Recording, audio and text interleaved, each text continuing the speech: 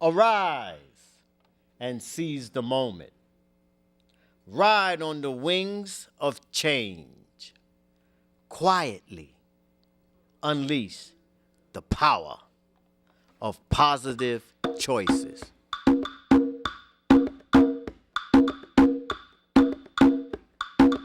Positive voices on positive choices. Positive voices on positive choices.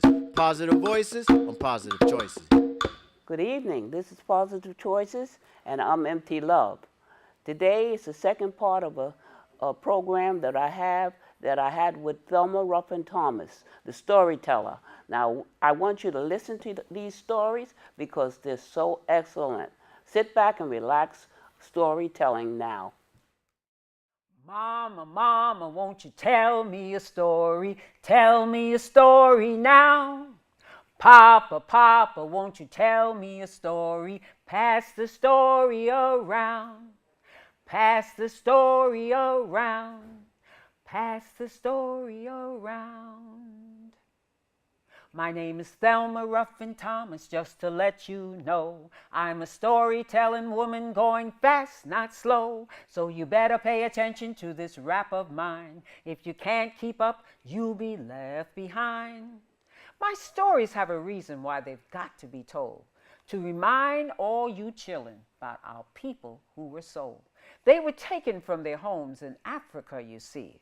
But they never stopped believing that one day they would be free. I've traveled to the lands where my ancestors are from. Ghana, Sierra Leone, the Gambia some. To hear firsthand what it's like there now. To prepare my newest story so I can take a bow. Beside our past history, I prepare much more, including biblical, lyrical, and other folklore. Songs of praise, including stories of Naomi and Ruth, the trials and tribulations of Sojourner Truth. Civil rights, Juneteenth, the freaky and bizarre. Tubman, King, the falling of a star. Poems, facts, and letters are just my cup of tea. Traditions to pass down to kids who sit upon my knee. I spread my words with laughter, so come by and hear my tale. Just remember when I'm done to put the check in the mail. Don't let my words offend you as I'm running out of time. I just want to have some fun with one last rhyme. You know, a storytelling woman's got to do what she's got to do. That's my story, and I'm sticking to it. Now then, wouldn't you? My name is Thelma Ruffin-Thomas, just to let you know. I'm a storytelling woman going fast, not slow. So you better pay attention to this rap of mine. If you can't keep up, you'll be left behind. As I said, my name is Thelma Ruffin-Thomas, and I am a storyteller. You can find me on YouTube, Thelma the Storyteller. And you can call me if you'd like me to come and tell stories. My number is 212-807-1570. I'm also a biblical storyteller. And what I do is tell stories about, as I said, Naomi and Ruth. And I also tell stories about other people in the Bible. If you're interested, as I told you, my number is 212-807-1570. And I have a story, and I will go anywhere to tell my stories. As you noticed in the rap, I go all over the world to tell my stories, and I will be glad to come and tell a story to you. Someone asked the question, Thelma, why do you tell? When you share your many stories, do the people listen well? Someone may be asking, are the stories true? If you feel them in your heart, then the story's true for you. I tell because I'm happy. I tell because I'm free. Free to share the stories that mean so much to me. Once upon a time, and just yesterday, a fellow who had a wonderful job. He worked for himself. He was self-employed. Sometimes he worked inside and sometimes he worked outside. And he went to all the wonderful places, Madison Square Garden. In fact, I'm sure that he was out looking at the tennis that just happened a few weeks ago. He also would go all to the theaters, the cultural centers. And just past a couple of weeks ago was the West Indian Day Parade. And so he was there. And when they have Queen's Day in Flushing, he is always there. He loved his work because he was a pickpocket. Well, he thought to himself, you know, I could extend my business to the tri-state area. And so he got the New York Times and looked at on the Sunday, and he looked at the leisure section, and he was able to extend his business. He went to the Poconos for the balloons that come out of the air, and he would go to the different marathons because people were all crowded in there, and business was always good at those marathons. So he would go to the Port Authority in the summertime when the seniors were getting off from the buses that came from Atlantic City, and he had great pickings. One day he was at the food festival that they hold in May on 9th Avenue in Manhattan. And the pickings were not too good. So he was on his way home. He lived up in Co-op City, and he was going to take the express bus. So he started walking toward 23rd Street. And he noticed his wallet was gone. And he looked around, and he saw a young woman walking real fast. And he thought, that's the one that took my wallet. And he ran after her, tapped her on the shoulder, and said, you took my wallet. And she was a little confused for a minute, but she figured, oh, and she said yes. And she gave him his wallet. And he said, you know, you are good. I didn't even feel you. And she said, what do you mean? He said, I am a pickpocket, and your fingers are really good. And he started telling her about what he did. And he said, well, why don't you come with me into this coffee shop, and we have coffee and we could talk about it. She said, look, I don't have time for that. I have to go home. He said, no. It's not going to take time. No more than a half an hour.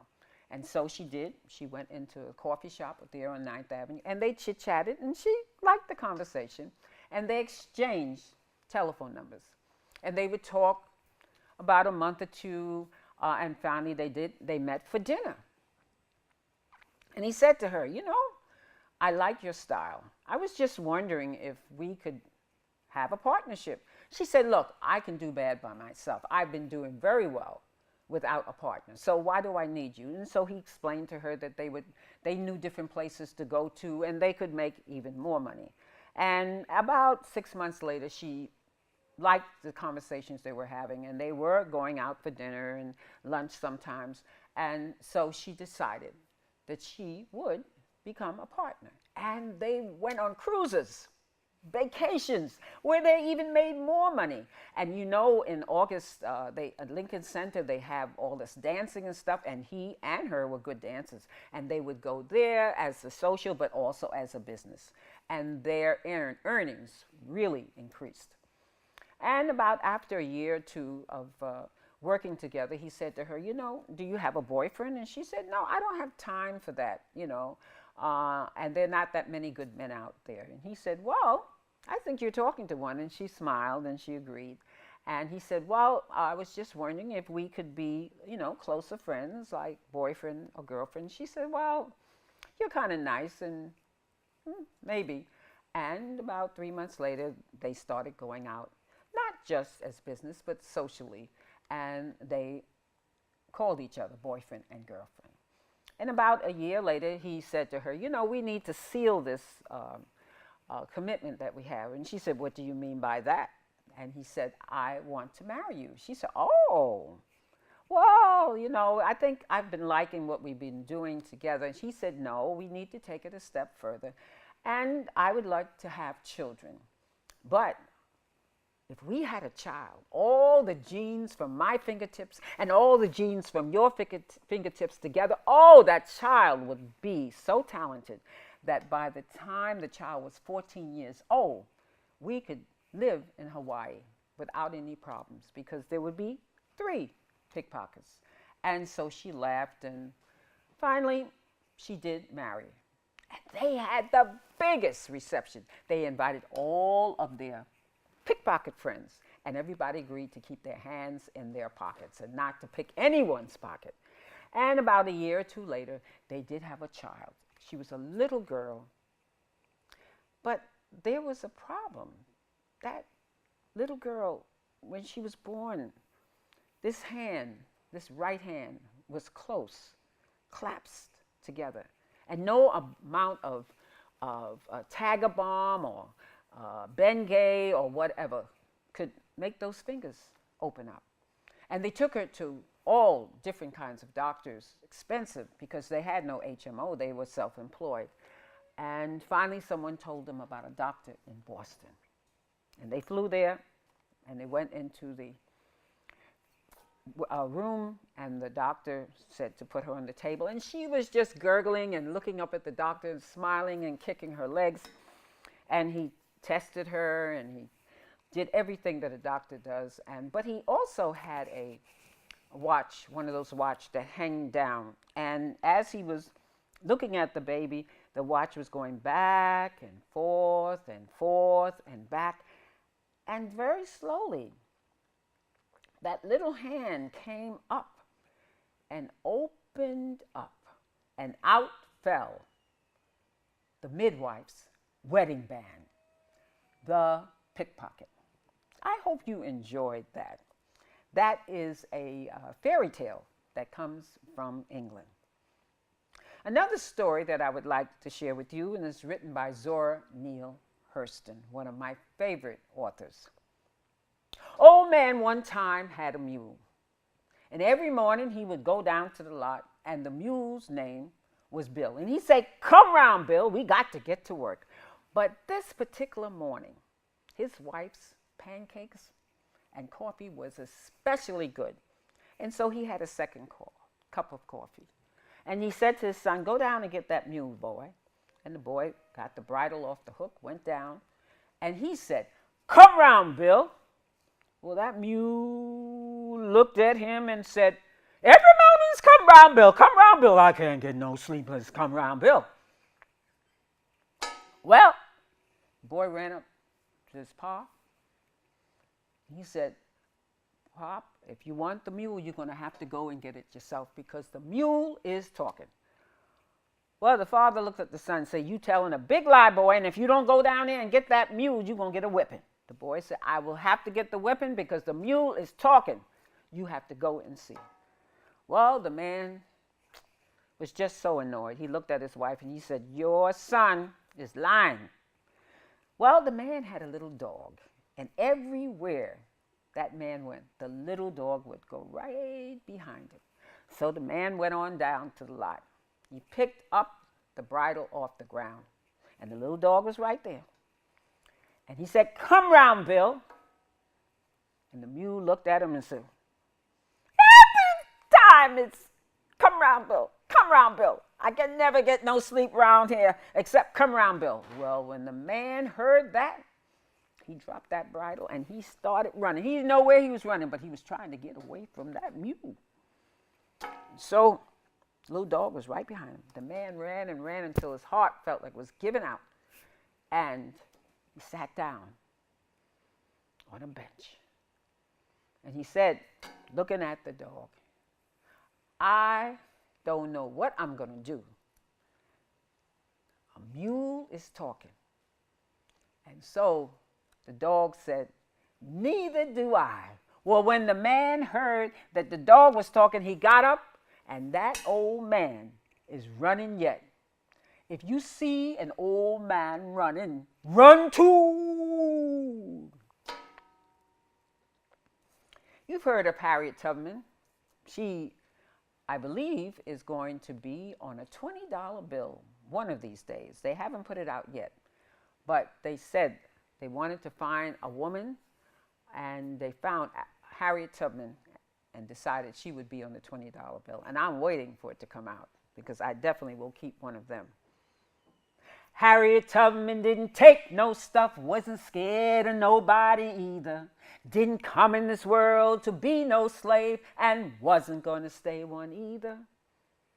Farewell, she said to her friends one night. She was mighty sad to leave them. She ran away one hot, dark night, and she ran looking for her freedom. 'Cause Harriet Tubman didn't take no stuff, wasn't scared of nobody either. Didn't come in this world to be no slave, and wasn't going to stay one either. 19 times she went back south to save black sisters and brothers. She ran for the freedom 19 times so that they would all be free. Harriet Tubman didn't take no stuff, wasn't scared of nobody either. Didn't come in this world to be no slave, and wasn't going to stay one either. She ran through the woods. She ran to the woods with those slave catchers right behind her. She kept on running till she got to the north to save black sisters and brothers.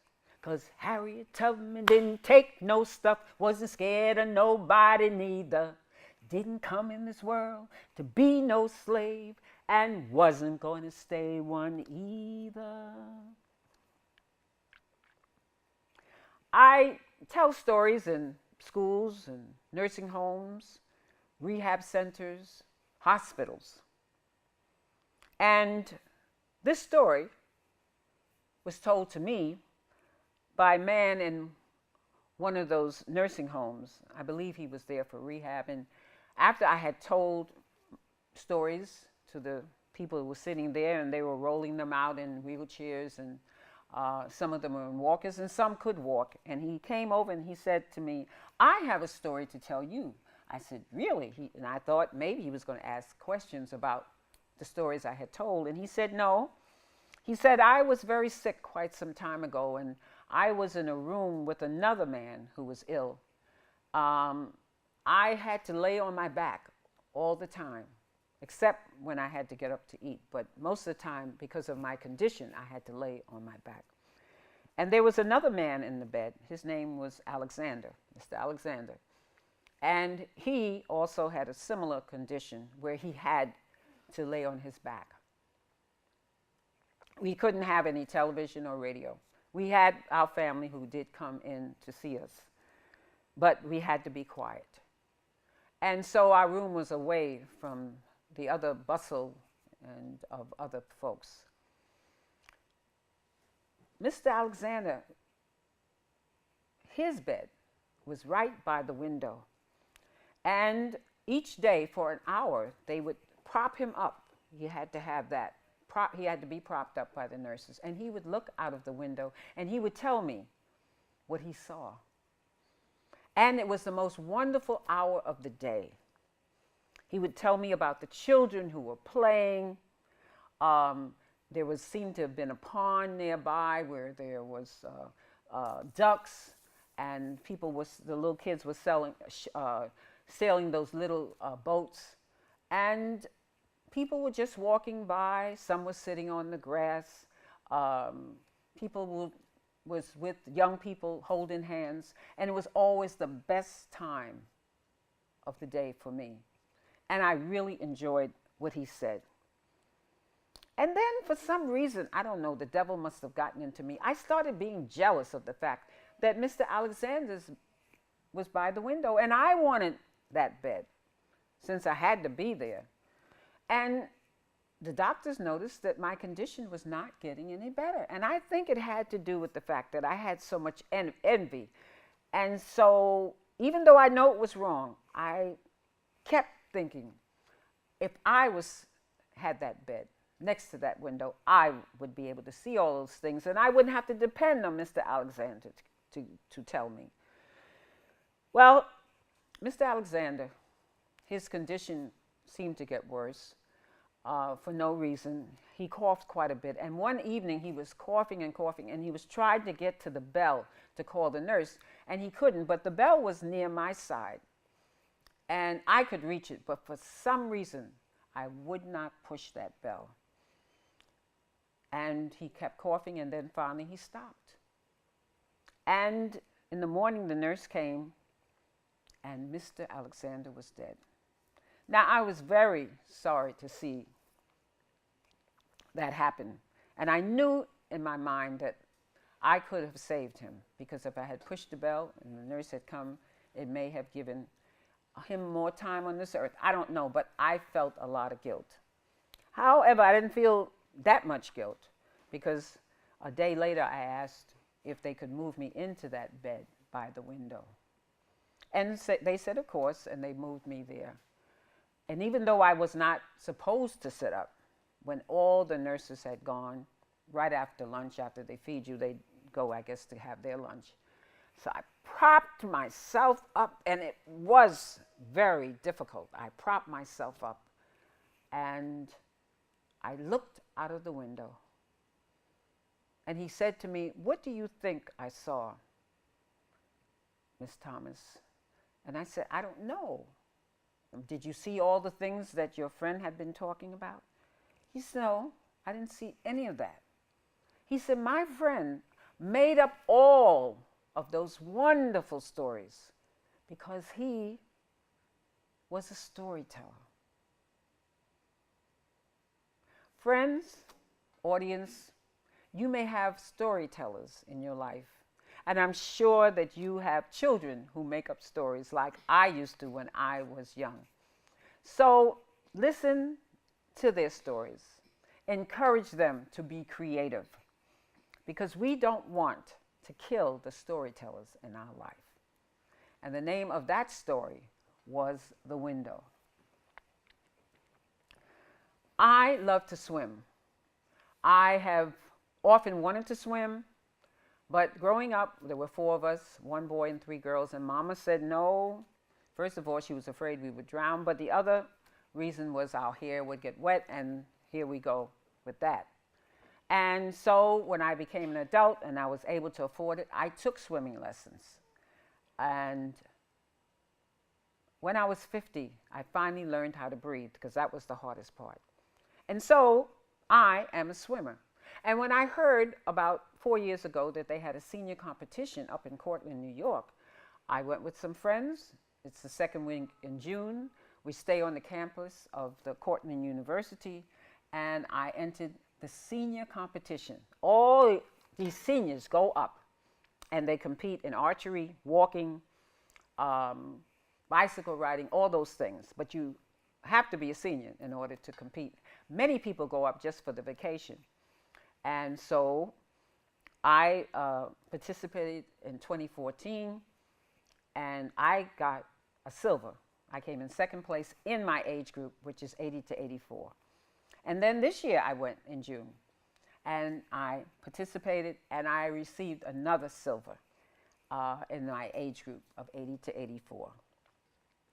And so I told all my grand and great-grand, and they, of course, are swimmers, because I made sure I paid for their swimming lessons, and therefore their parents have to take it.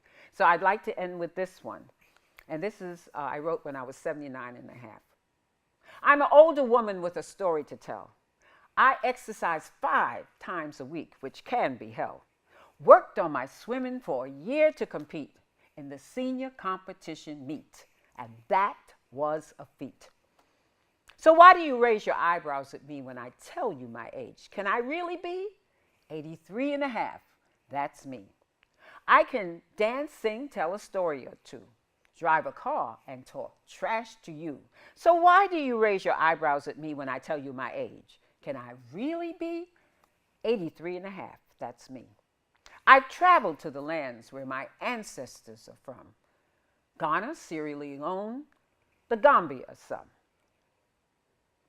I've been to Russia, Tanzania, Cameroon, Fiji, Australia. I've already hit. And in 2018, Cuba will be my next trip. So why do you raise your eyebrows at me when I tell you my age? Can I really be 83 and a half? That's me. Mama, mama, won't you tell me a story? Tell me a story now. Mama, mama, won't you tell me a story? Tell me a story now. Papa, papa, won't you tell me a story? Pass the story around. Pass the story around. Pass the story around. Oh, thank you for watching my show today. I hope you enjoyed. I know you enjoyed Thelma today. She's such a wonderful storyteller. She can tell stories from the book. She can tell stories from her life. And so just keep on watching my show. And Thelma will be back again. This is Positive Choices, and I come on every Saturday night at 8:30 p.m. And I have so many interesting people on my show. So come back and listen to me again. Then I don't stand a chance. So unchain my heart. Baby, let me be. Unchain my heart. Cause you don't care about me. Why put me through a life of misery when you don't seem to give a damn for me? So unchain my heart. You set me free.